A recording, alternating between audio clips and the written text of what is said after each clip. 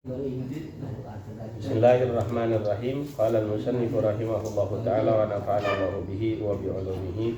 Dzikru akhlaqihi syarifati, cerita tentang akhlaknya Nabi yang mulia sallallahu alaihi wasallam. Ya, kita tahu bahwa Nabi kita Muhammad sallallahu alaihi wasallam adalah manusia yang paling mulia akhlaknya. Ya. Anas bin Malik radhiyallahu anhu mengatakan, karena Rasulullah sallallahu alaihi wasallam ahsanan nasi khuluqa. Nabi sallallahu alaihi wasallam adalah manusia yang paling baik akhlaknya. Kemudian siapa? Istrinya Nabi Safiyah binti Huyai juga mengatakan, ma ra'aitu ahsanan nasi khuluqan min Rasulillah sallallahu alaihi wasallam. Saya tidak pernah melihat ada manusia yang akhlaknya lebih mulia, lebih bagus daripada Rasulullah sallallahu alaihi wasallam. Hebat, ya. Kemudian Nabi juga sallallahu alaihi wasallam dalam sebuah hadis bersabda, innama bu'itsu liutammima makarimal akhlak. Sesungguhnya aku diutus untuk memperbaiki akhlak, ya, untuk menyempurnakan akhlak. Wa innaka la'ala khuluqin 'azim, firman Allah dalam Al-Qur'an. Waalaikumsalam warahmatullahi wabarakatuh. Dan sungguh engkau wahai Muhammad berada di atas akhlak yang agung, akhlak yang mulia. Jadi ya, tidak adalah manusia yang akhlaknya lebih mulia daripada Rasulullah Shallallahu Alaihi Wasallam. Banyak orang yang akhlaknya mulia, banyak orang yang akhlaknya bagus, tapi tidak ada orang yang akhlaknya sebagus dan semulia akhlak Rasulullah Shallallahu Alaihi Wasallam. Akrim bihi khuluquhul Qur'anu fahuwa lada ghadabihi ghadbanu yarda bima yardahu laisa yagdahu li nafsihi illa idza turtakabu maharimullahi idza fayaqidan fayangsakim fa ahadun lidzaka aslan lam yakum. Akrim bihi, sungguh mulia Nabi sallallahu alaihi wasallam khuluqul Qur'an. Akrim bihi ini berarti kalimat ta'ajjub, ya. Sebuah ungkapan kekaguman. Akrim bihi, sungguh mulia bihinya Nabi Muhammad sallallahu alaihi wasallam. Akrim bihi, sungguh mulia Nabi Muhammad sallallahu alaihi wasallam. Khuluquhul Qur'an, akhlaknya Nabi adalah Al-Qur'an. Sebagaimana diceritakan oleh Aisyah radhiyallahu anha, karena khuluquhul Qur'an, adalah akhlaknya Nabi sallallahu alaihi wasallam Al-Qur'an. Artinya apa yang dilakukan oleh Nabi sehari-hari adalah pengamalan dari Al-Qur'an. Ya. Ya, kita kan lain ya. Kita mah muslim, benar muslim, percaya sama Al-Qur'an, percaya sama Nabi, tapi kadang-kadang Quran ngalor kita ngidul. Benar enggak? Quran ngidul kita ngalor. Sebaliknya kadang-kadang kalau kita, kalau Rasul enggak. Semua yang dilakukan oleh Nabi, semua yang dilakukan oleh Rasulullah Shallallahu Alaihi Wasallam adalah pengamalan beliau terhadap Al-Quran.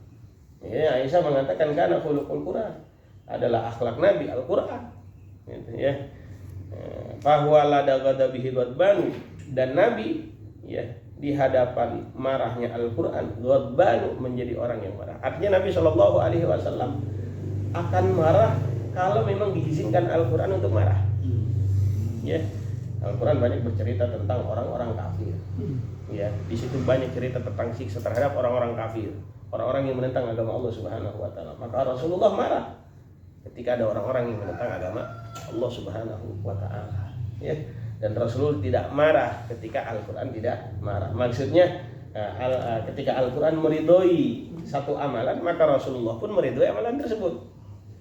Al-Quran ya murka terhadap kekufuran. Al-Quran ya, murka terhadap kesyirikan. Al-Quran murka terhadap kemaksiatan. Maka Rasulullah juga sama, murka ketika ada kekufuran, murka ketika ada kesyirikan, murka ketika ada kemaksiatan. Rasulullah SAW. Nah, Al-Quran ridho dengan keimanan. Ini kan ayat-ayat Al-Quran yang menceritakan tentang keridhaan Allah terhadap orang-orang yang beriman. Al-Quran ridho terhadap keislaman. Al-Quran ridho terhadap kebaikan, ibadah, ketaatan kepada Allah Subhanahu wa taala. Maka Rasulullah sallallahu alaihi wasallam juga sama. Ridho ketika ada keimanan, ridho ketika orang melakukan ketaatan kepada Allah Subhanahu wa taala. Jadi marah dan ridhonya Rasul mengikuti marah dan ridhonya yang ada di dalam Al-Quran. Paham maksudnya ya? Paham ya?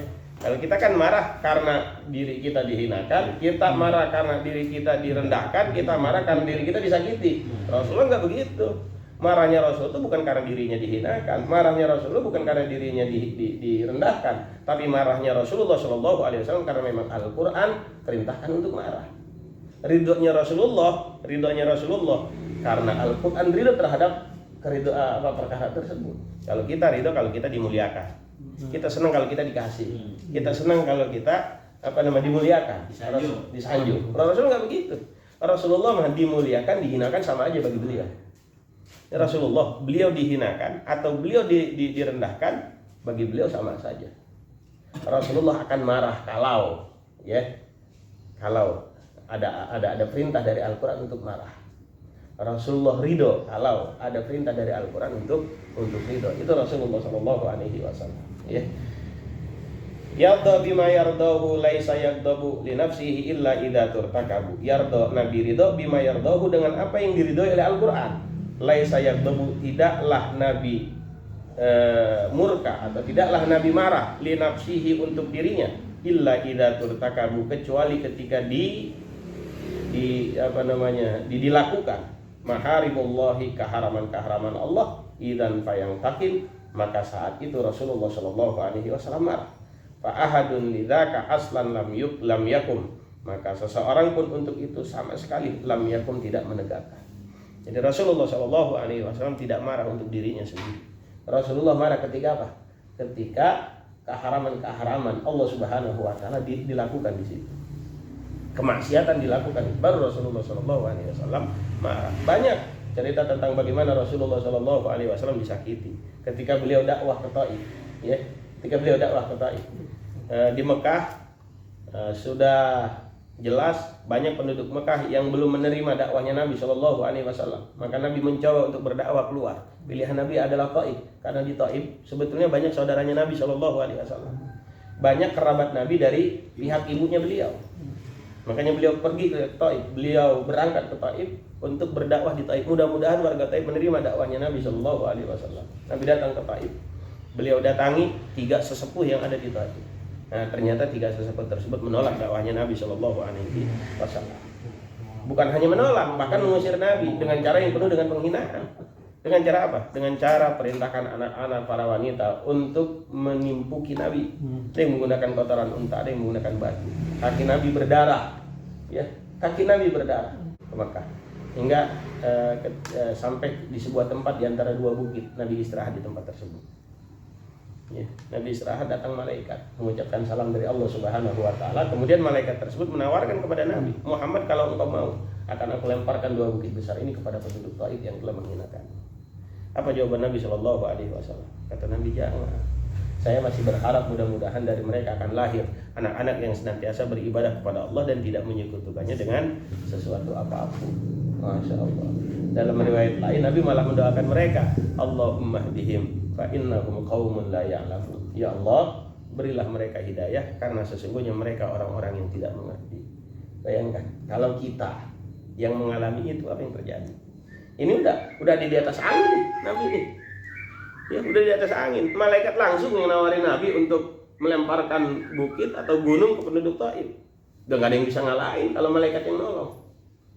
Tapi apa yang dilakukan oleh Nabi Shallallahu alaihi wasallam? Nabi menolak tawaran malaikat untuk menghancurkan penduduk Taif. Mulia sekali itu akhlak Rasulullah Shallallahu alaihi wasallam. Jadi beliau marah bukan karena dirinya. Beliau marah karena apa? Karena memang Al-Quran perintahkan untuk marah. Beliau ridho karena Al-Quran memerintahkan beliau untuk ridho. Rasulullah tidak merasa mulia ketika dimuliakan, tidak merasa marah ketika dihinakan. Rasulullah Shallallahu alaihi wasallam. Ada lagi satu cerita di mana Rasulullah Shallallahu alaihi wasallam sedang berkumpul dengan para sahabat. Tiba-tiba ada Arab pedesaan, Badui, ya, Al-Badawi, Al-A'rabi, ya, orang-orang Arab dari kampung. Kan biasanya suaranya keras, bahasanya kasar. Rasulullah pakai sorban yang di pundak itu tuh, ya, yang biasa dipakai sama masyarakat kita. Rida, ya, bahasanya kalau itu. Kalau imamah kan yang digunakan di kepala, itu namanya imamah. Nah, kalau yang diselendangkan di pundak itu namanya rida. Nabi menggunakan rida tuh, ya. Nah, Arab Badi tersebut kemudian mendatangi Nabi, langsung dia pegang ridanya Nabi atau sorban yang ada di pundaknya Nabi, ditarik sekuat-kuatnya, hampir terjatuh Nabi Shallallahu alaihi wasallam. Ditarik, hampir terjatuh Rasulullah Shallallahu alaihi wasallam. Kemudian di lehernya lehernya ada bekas tarikan sorban tersebut merah warna. Dasar orang kampung ya. Iya, dia emang terbiasa hidup kasar. Orang-orang Baduy itu. Singkat cerita, para sahabat marah. Ada yang udah ambil pedang, ada yang udah mukul. Kata Nabi, jangan dulu marah, tanya dia pengen ngapain. Ya tanya dulu dia ingin apa. Nah, kemudian ditanya sama Rasulullah, apa yang kamu inginkan, wahai fulan?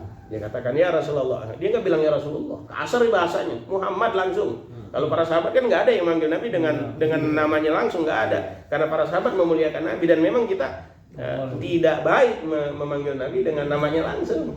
Ya, kurang baik ketika memanggil nama Nabi secara langsung di hadapannya. Ya, pakai ya Rasulullah biasanya, ya Nabi Allah. Biasanya itu para sahabat manggil Nabi dengan ungkapan ya Rasulullah atau ya Nabi Allah. Ini enggak langsung namanya aja dipanggil. Muhammad gitu atau ya Muhammad. Ya, aku dengar engkau mengumpulkan harta dari orang-orang kaya dan dibagikan kepada orang-orang fakir di antara kita. Nah, kita jatah. Saya ini orang fakir, saya orang miskin. Saya minta zakat. Waduh, galak mintanya. Para sahabat udah mau marah, udah mau keluarkan pedang mau tebas ke orang. Para sahabat begitu, kalau Rasulullah SAW dihinakan di hadapan mereka pasang badan. Itu para sahabat. Begitu cintanya para sahabat kepada Rasulullah SAW. Tapi Rasulullah katakan jangan, biarkan. Dia mau minta apa? Coba tanya dulu. Setelah ditanya ternyata minta bagian dari zakat. Kata Rasulullah, ya sudah kalau minta zakat, tolong ambilkan 1 karung gandum. Ya. Di rumah Rasulullah SAW diambil ya gandum 1 karung diberikan kepada Arab Baduy tadi. Dikasih, pergi aja udah, nggak terima kasih nggak apa. Pergi aja nggak terima kasih nggak apa. Masya Allah tuh Rasulullah SAW. Ya, kita beda lah, jauh lah. Ya, walaupun kita terus berusaha untuk mengikuti jejak Rasulullah SAW, mengikuti akhlak Rasulullah SAW, tapi kita nggak bisa seperti Rasulullah. Ya. Kita bawanya emosi, apalagi kalau diri kita dihinakan. Kita merasa biasa ketika agama kita dihinakan, tapi ketika diri kita dihinakan baru kita marah. Berbalik, beda dengan Rasulullah SAW. Rasulullah itu marah kalau agama dihinakan, keharaman dilakukan. Nah, tapi kalau dirinya yang dihinakan, Nabi biasa-biasa saja. Begitu. Nabi semuanya karena Allah. Nabi semuanya karena Allah Subhanahu wa Ta'ala. Ba'athahur rahmanu bil irfaqi kaima yutimma salihal akhlaqi.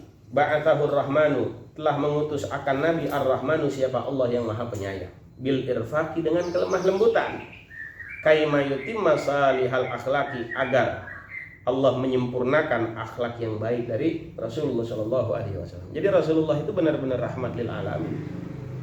Ya, itu bisa kita lihat dari kehidupan sehari-hari Rasulullah SAW. Bagaimana beliau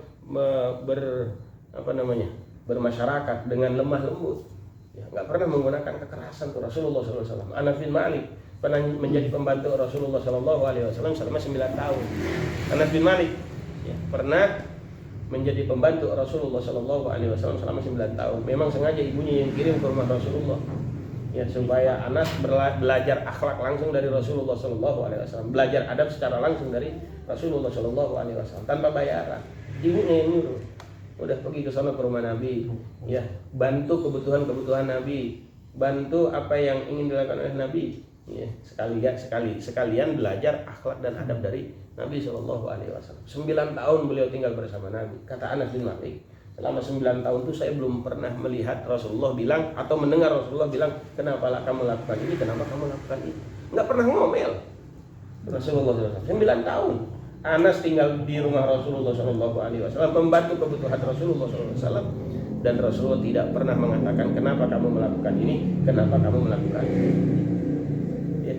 Paling kalau Anas melakukan kesalahan, yang dilakukan oleh Nabi adalah diarahkan. Kayaknya bagusan begini dah. Enggak nyalahin, enggak, tapi mengarahkan. Ya, Anas salah nih, Anas. Enggak disalahkan oleh Rasulullah SAW. Tapi dia apa? Diarahkan. Diajarin. Kayaknya yang bagus seperti ini. Kayaknya lebih baik seperti ini. Dan Nabi enggak nyalahin tuh. Cuma Nabi mengarahkan ke amalan yang lebih baik, sesuatu yang lebih bagus. Itu yang dilakukan oleh Rasulullah SAW terhadap Anas bin Malik. Lemah lembut Rasulullah SAW. Ada satu kisah di mana para sahabat sedang sholat berjamaah. Ya, setelah turunnya ayat waqumu lillahi qanitin, dan berdirilah untuk Allah qanitin, dengan taat. Setelah turun ayat itu berbicara di dalam sholat haram hukumnya. Sebelum turun ayat itu dikatakan bahwa orang boleh ngomong di dalam sholat. Awalnya Ustaz, orang boleh ngomong di dalam sholat. Kadang-kadang kalau lagi sholat ya cerita tentang sarapan, cerita tentang kerjaan, macam-macam, lagi sholat ngobrol. Sehingga turunlah sebuah ayat dalam Al-Quran, waqumu lillahi qanitin, dan berdirilah kalian untuk Allah qanitin, dengan taat. Dengan taat itu maksudnya tidak berbicara. Ya. Nah, satu ketika ada salah seorang sahabat yang belum tahu larangan berbicara di dalam sholat. Ikut sholat berjamaah bersama Nabi SAW. Yang lain udah tahu. Ini satu orang belum tahu. Ketika ada yang bersin di dalam sholat, dia mengucapkan yarhamukallah. Ada yang bersin, dia ucapkan yarhamukallah. Itu kan bisa membatalkan sholat. Karena sama aja ngobrol. Yarhamukallah. K-nya itu kan khitab ke orang yang ada di sampingnya yang bersin. Itu kan sama aja dengan ngobrol. Nah, beda kalau dia katakan yarhamuhullah, enggak batal. Karena dia tidak dianggap berbicara dengan yang di sampingnya. Dia menggunakan dhamir ghaib. Kalau yarhamuhullah enggak. Tapi kalau yarhamukallah, dia dianggap ngobrol dengan orang yang ada di sampingnya. Maka sholatnya batal. Itu pas dia ngucapin yarhamukallah, yang lain ada yang gebuk paha. Iya, di sampingnya ada yang gebuk paha, ada yang melototin aja. Lagi sholat, ada yang melototin aja. Dia bingung, ini apa orang melototin gua? Ada yang gebuk paha gua segala ini. Ini apa yang salah dari gua nih? Dia belum tahu kalau ngomong di dalam sholat itu hukumnya haram. Sampai akhirnya setelah selesai sholat, Nabi SAW langsung panggil orang tersebut. Nabi katakan, sesungguhnya sholat itu bukan untuk perkataan manusia. Sholat hanyalah zikir, baca Al-Quran dan doa. Besok-besok jangan begitu lagi. Masya Allah. Ya, kata sahabat yang tadi melakukan kesalahan, yang ngomong di dalam sholat, saya tidak pernah melihat ada pengajar yang lebih baik daripada Rasulullah SAW. Tidak ada pendidik yang lebih baik daripada Rasulullah SAW. Lembut sekali bagaimana cara Rasulullah mendidik para sahabat-sahabatnya. Ya, Nabi kita Muhammad SAW.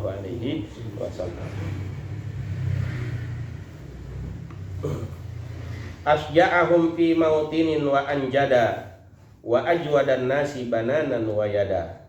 Asja'ahum, memotivasi mereka fi mautinin, pada sebuah tempat, wa anjada wa ajwadan nasi, dan Nabi adalah orang yang paling dermawan, bananan jarinya, wayada dan tangannya. Ini hanya bahasa kiasan saja bahwa saking dermawannya Nabi SAW, hampir tidak pernah Nabi menolak permintaan seseorang selagi Nabi memiliki apa yang diminta.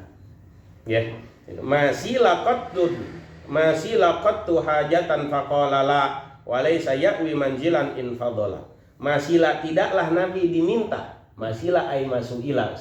Tidaklah Nabi diminta qattu sama sekali hajatan, satu kebutuhan, faqala, kemudian Nabi mengatakan la. Artinya Nabi tidak pernah mengatakan tidak ketika diminta sesuatu selagi Nabi punya.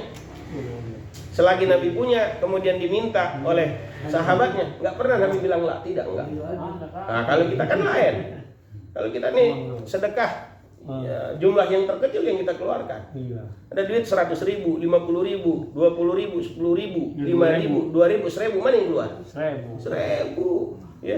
Kalau salah ngeluarin, salah masukin istighfar. Tadinya mau masukin 2.000, ternyata nggak kelihatan 2.000 hampir sama 50.000, mirip-mirip warnanya.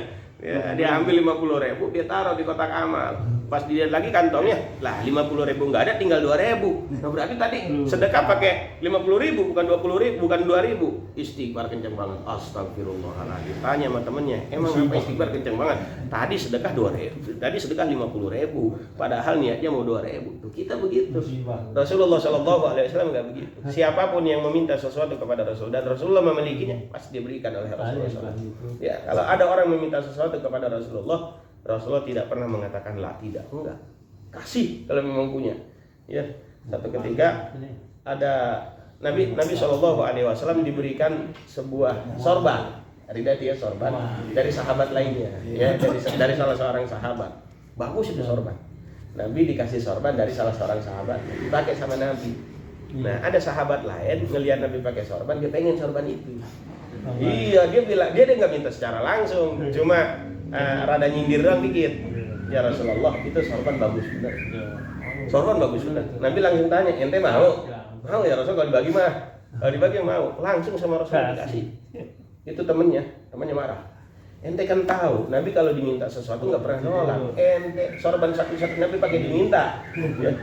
Nah, kemudian sahabat tersebut mengatakan, saya melakukan ini biar mendapatkan keberkahan dari sorban ini. Sorban ini nantinya akan saya jadikan kain kafan saya ketika saya wafat, ketika saya meninggal. Jadi wasiatkan kepada keluarganya, kalau saya meninggal, jangan lupa ini sorban jadikan salah satu kain kafan saya. Nah, yang paling dalam supaya nempel langsung dengan badan saya. Dia yakin dengan keberkahan ini, dia tidak akan disiksa ya di alam kubur. Tentunya bukan hanya ngandelin sorban, ibadahnya juga. Sholat tetap dia jalankan, puasa tetap dia jalankan. Sorban itu sebagai tabarruk, ya, sebagai tabarruk. Usaha beliau mencari keberkahan dari peninggalan Rasulullah SAW. Dan boleh kita mencari keberkahan dari peninggalan Rasulullah SAW. Dulu para sahabat kalau Nabi wudu pada nungguin apa? Nungguin air bekas wudunya Nabi, dia ambilin diusapin ke badan, berharap agar mudah-mudahan ya mereka mendapat keberkahan dari bekas wudunya Nabi Shallallahu Alaihi Wasallam. Ini dilakukan oleh para sahabat. Sampai dalam Sahih Bukhari diceritakan saking mereka ingin mendapatkan bekas wudunya Nabi Shallallahu Alaihi Wasallam, mereka hampir saling berperang, saling membunuh, berebut artinya. Dorong sono, dorong sini, geser sono, geser sini, cari bekas wudunya Nabi Shallallahu Alaihi Wasallam. Setelah wafatnya Nabi, istri-istri Nabi simpan baju-bajunya Nabi buat apa? Buat pengobatan. Dalam hadis dari Imam Bukhari diceritakan, para istri-istri Nabi menyimpan baju Nabi Shallallahu Alaihi Wasallam setelah wafatnya Nabi. Jadi kalau ada orang sakit kemudian berobat, nggak perlu jauh-jauh, itu baju Nabi aja direndam di air, digunakan airnya untuk mandi orang yang sakit, sembuh alhamdulillah. Berkah dari apa? Dari apa yang dipakai oleh Rasulullah SAW, peninggalan Rasulullah SAW. Ya.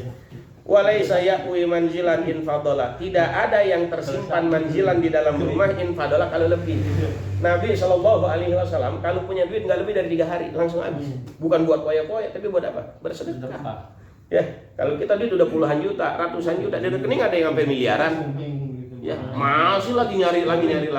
Rasulullah Shallallahu Alaihi Wasallam itu nggak pernah ada uang ya tersimpan di rumahnya lebih dari 3 hari. Rasulullah Shallallahu Alaihi Wasallam. Puyeng ya? Puyeng kita mah. Seminggu kagak punya duit puyeng kita mah. Sebulan nggak punya duit puyeng. Nabi Shallallahu Alaihi Wasallam ada duit di rumah. Ini kalau bisa sebelum 3 hari udah apa? Udah habis, disedekahkan. Bukan buat foya-foya. Sisa buat bayar utang kali ya. Dibolehin sisa kecuali buat bayar utang. Kecuali buat bayar utang. Ya, kecuali buat bayar utang. Itu Rasulullah SAW. Untuk hal ini kayaknya kita nggak ada yang bisa. Nggak ada yang bisa kita. Ya, kita punya duit 2 juta aja. Punya duit 2 juta aja bokeh. Iya, kita punya duit 2 juta di rumah, di dompet, bokeh. Aduh, susah banget nih ekonomi. Kagak punya duit sekali. Padahal di dompetnya ada 2 juta. Itu kita. Rasulullah Shallallahu Alaihi Wasallam. Kalau bisa di rumah, duit itu nggak lebih dari 3 hari nginepnya. Sebelum 3 hari harus sudah habis, disedekahkan kepada orang-orang yang membutuhkan. Itu Rasulullah Shallallahu Alaihi Wasallam. Jauh beda dengan kita ya. Mimma ata dirhamun au dinarun wallahu a'lamu bissawab. Nanti insyaallah